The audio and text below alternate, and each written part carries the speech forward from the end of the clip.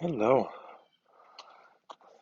I'm Stephen Watson of Someday Farm here at Deep River Landing in Deep River, Connecticut with today's Tàijíquán Tip.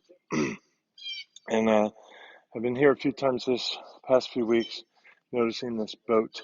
And I think each time until today it's been sat on the mud flat or the beach, I guess.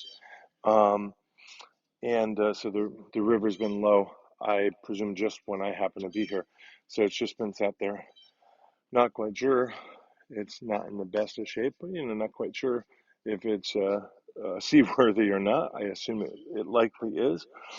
Um, but I was just kind of considering the idea that the boat has been buoyant this whole time, and yet it was sat on the ground.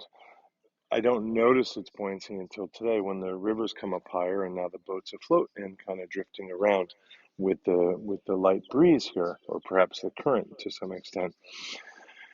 So I was kind of thinking about that in terms of the buoyancy of the body, right? Am I making space within my body in this Tai Chi practice? And maybe I don't see the effects of that buoyancy, right? But I may have the effects, but they're just not registering in the outer world.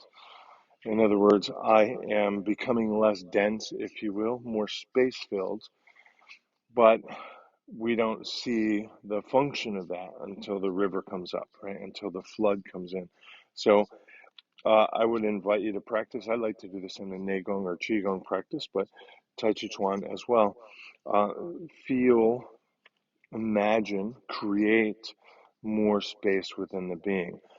And you can start with the larger structures, right? The joints and the bones, and you can move into the smaller structures like the layers of muscle or fascia and find, feel, make, encourage more space there with that regard to uh, evident function. So thank you very much, and make some space in your class for new students. Thank you. Love. Thank you very much for the tips. They really helped me stay in business and stay alive.